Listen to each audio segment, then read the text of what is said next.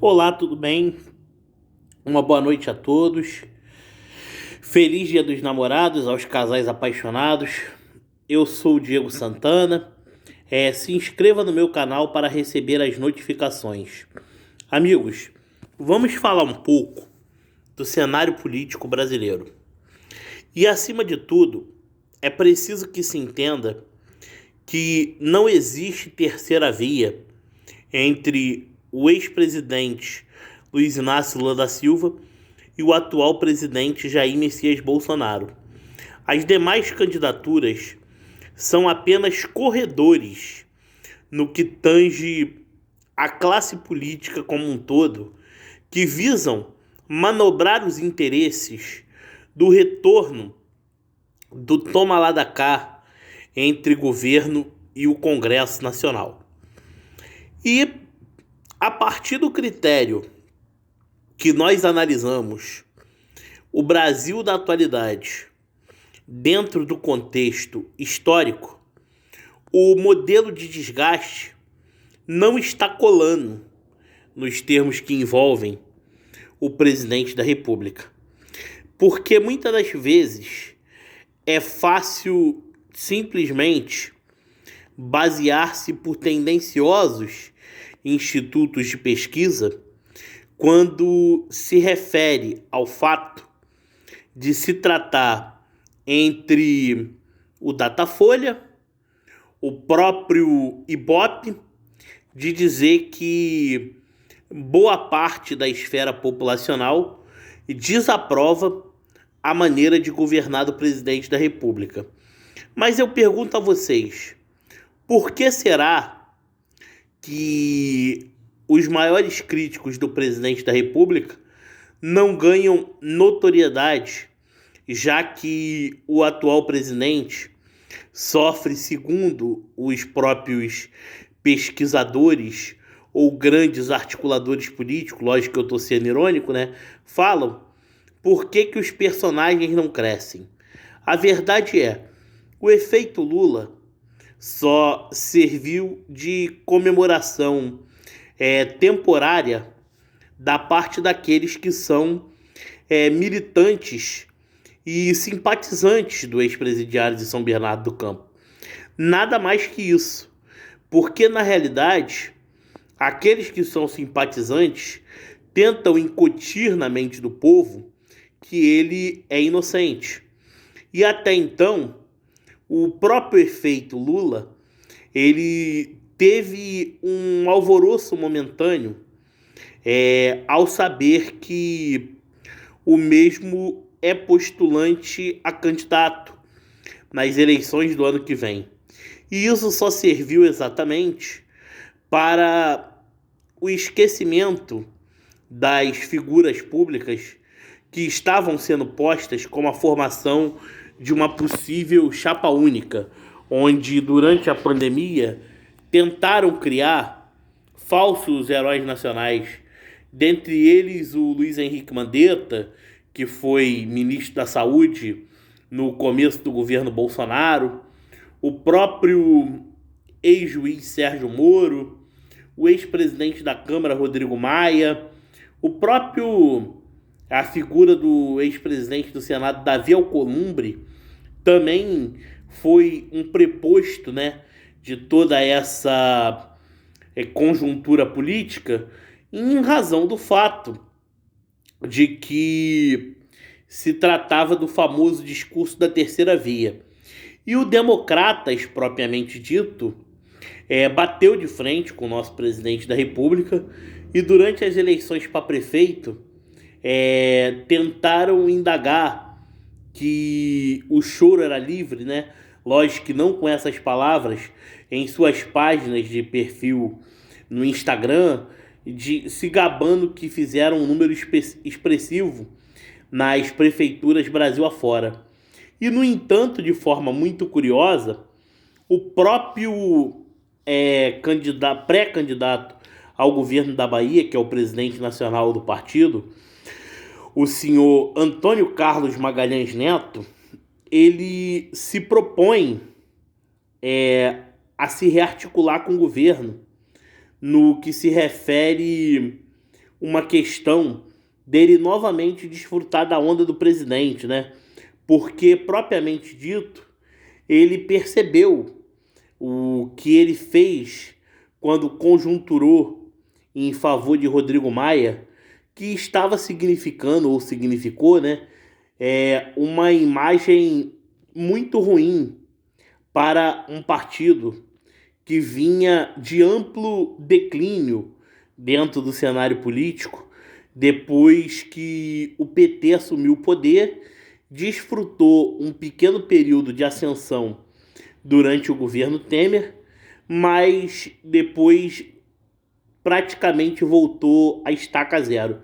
Aí você pode me perguntar, e por que elegeu tantas prefeituras? Bom, isso daí é uma forma muito simples de você se basear por que o DEM fez tantas prefeituras. É só você analisar as filiações feitas, como também as alianças pré-articuladas no que se refere à popularidade regional, onde muitos políticos saudosistas ainda têm. Na Bahia, propriamente dito, o saudosismo do avô do atual presidente do DEM, um dos fundadores do PFLismo e ex-senador da República, ex-presidente do Congresso, ex-ministro das Comunicações, ex-presidente da Eletrobras, o senhor Antônio Carlos Peixoto de Magalhães, ainda obtém. E, além de tudo, a antipolítica propriamente dito, ela não tinha em quem se encostar no que se refere à conjuntura bolsonariana. Porque o eleitor do presidente da República, ele é um eleitor que atinge todas as esferas da classe política, exceto a classe política que é tendenciosa à esquerda. Por quê? Quem é tendencioso à esquerda, naturalmente, vai sempre transformar a antipolítica numa possível anarquia ou até mesmo num extremismo perigoso para a nação. Essa que é a grande verdade dos fatos mais conservadores serem vistos dessa forma pelas figuras tendenciosas tanto ao progressismo como ao marxismo propriamente dito. E vamos pensar também que a figura no que se refere o atual presidente da República foi utilizada como desculpa durante o período eleitoral que o mesmo estava em queda, quando na verdade isso não existe. Afinal, o nosso presidente é um político de identidade e é uma figura que não depende de se encostar em ninguém para se dizer o presidente eleito por esta nação, onde a partir de 2018, conforme já disse muitas vezes, o Brasil escreveu um novo capítulo para a sua história. E para alguns críticos que indagam sobre todos os regimes políticos que nós passamos ao longo de todos os períodos dessa existência como uma nação independente, podemos inclusive escrever um prognóstico que o Brasil poderá estar não rasgando o seu passado, na realidade, buscando o conserto ao longo dos erros de todo o processo político, desde a primeira democratização no começo do século XX, quando nós tivemos a primeira eleição presidencial após a revolta da Armada, onde na época o florianismo brigou diretamente contra positivistas e federalistas gaúchos, correto? E no decorrer da eleição, conforme já prevista a nova Constituição de 1891, elegera o ex-deputado provincial do Império, Prudente de Moraes, como o primeiro presidente que daria origem à chamada da República do Café com Leite no Brasil. Logo, esses fatos na história é importante saber e importante ser também relembrado para saber onde acertamos e onde erramos.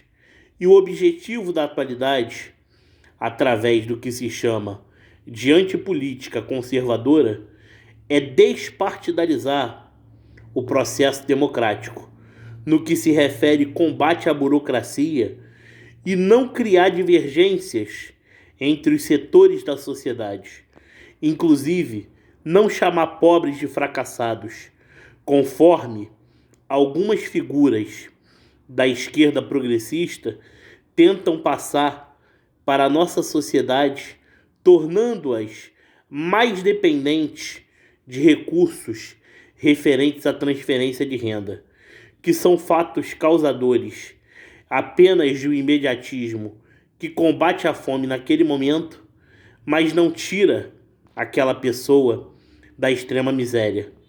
Pelo contrário, ajuda a criar muitos gastos à nação brasileira e, com isso, fazer crescer a dívida interna. E essa declaração foi dada pelo próprio Lula.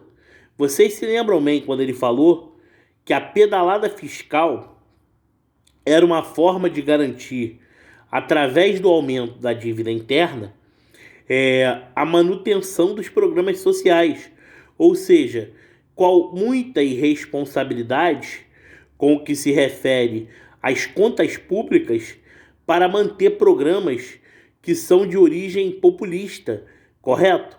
Que são satisfatórios a determinados interesses eleitorais que visam maquiar a economia vendendo um peixe podre.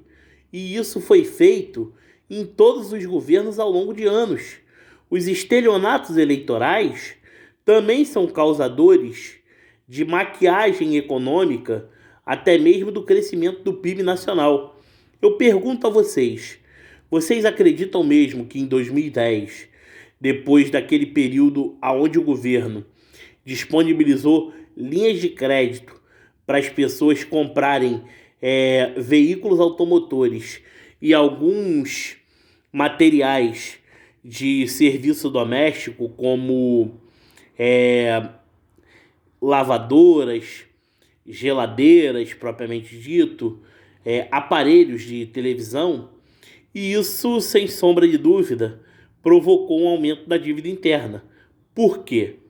As pessoas não tinham dinheiro disponível o suficiente para arcar com as dívidas que fizeram, e o governo brasileiro arcou com esse prognóstico, subsidiando os bancos. Isso se deve ao fato de que o Tesouro Nacional emitiu novos títulos para cobrir esses possíveis déficits bancários. Tanto que eu pergunto a vocês, o governo federal brasileiro sofria déficit na Previdência Social, déficit nas empresas estatais, enquanto bancos só lucravam acima dos 15 bilhões. Então eu pergunto a vocês, a economia brasileira teve condições em 2010 realmente de crescer 7,5%? Ou simplesmente, naquele tempo, a especulação do pré-sal, que era um plano até para o futuro, que veio a ocorrer por mera coincidência quando estourou todo o escândalo da Lava Jato, era apenas um período ilusório para atrair o capital estrangeiro, e quando viram a realidade, houveram saques de mais de 300 bilhões de dólares em investimentos dessa nação. Logo eu pergunto a vocês, vocês já pararam para pensar o quanto a economia, quando ela é maquiada, elas criam expectativas onde a sociedade sempre caiu de forma a eleger um presidente por conta de não ter paciência para esperar colher os frutos daquilo que se planta, mas sim por querer desejos imediatistas. Só que políticas imediatistas, elas são eficazes no momento, porém, posterior a um determinado período, a conta irá chegar. E até porque não se tem liquidez suficiente para sustentar uma determinada tese de tanta prosperidade no que uma nação pode oferecer. Nosso Brasil é um país rico e é produtor de grandes safras de grãos, de soja, de milho. Nós somos abundantes na agricultura, somos autossuficientes em petróleo, é verdade. Temos muitos recursos minerais, mas, no entanto, os superávites feitos na economia ao longo dos anos não eram tão atrativos. Na verdade, o ex-presidiário de São Bernardo do Campo, ele soube maquiar dados e, com isso, elevou de forma significativa e irresponsável os gastos públicos, o que provocou diretamente o aumento da dívida pública interna, onde o Tesouro Nacional foi dado como garantia a bancos públicos e até mesmo dado como garantia em todas as outras esferas no que envolve a amplitude de investimentos. E foi exatamente por isso que a política de juros altos sempre prevaleceram, com o intuito de aumentar vindas de dólar para o Brasil e, sem sombra de dúvida, enganar a população e até mesmo ao mercado financeiro que se tinha uma grande divisas em dólar dentro desta nação, mas nada conseguido com superávit comercial, e sim a troco do endividamento público e da irresponsabilidade fiscal e da falta de compromisso com o futuro desta nação, quebrando a soberania nacional a longo prazo, expulsando investidores, tornando o país cada vez maior na dependência externa e, acima de tudo, não preparando um país para que não se tornasse vulnerável às crises econômicas, com uma política econômica superavitária, um amplo plano de austeridade para um crescimento gradual, contínuo e seguro, como está sendo feito a partir de agora, com obras de infraestrutura sendo retomadas com responsabilidade, visando atrair o ramo de empreendimento do mundo todo, para que dessa forma, com suas contas equilibradas, o país possa ter um volume atrativo para todos os tipos de investidores, macroeconomicamente falando, e sermos bem falados no resto do mundo, no que se refere à responsabilidade fiscal, à estabilidade econômica, ao combate à inflação e, acima de tudo, que possamos ser uma nação que venha a competir com grandes economias do mundo, para que possamos, de uma vez por todas, adotar uma política de juros justas ao que se pode o consumidor pagar, para que ele possa investir no seu negócio, na produtividade, visando aumentar a circulação de mercadorias e bens e serviços, e isso contribui diretamente para que o nosso PIB, que é a soma de tudo que é produzido pela economia, possa ser atrativo. E por que isso não está sendo posto em prática? É simples, pelo fato de que todo o dinheiro que poderia estar sendo investido 100% na economia está sendo investido na crise sanitária e por pressão do judiciário brasileiro, que tenta de alguma forma desgastar a imagem do presidente para de alguma forma favorecer os políticos confederados regionais.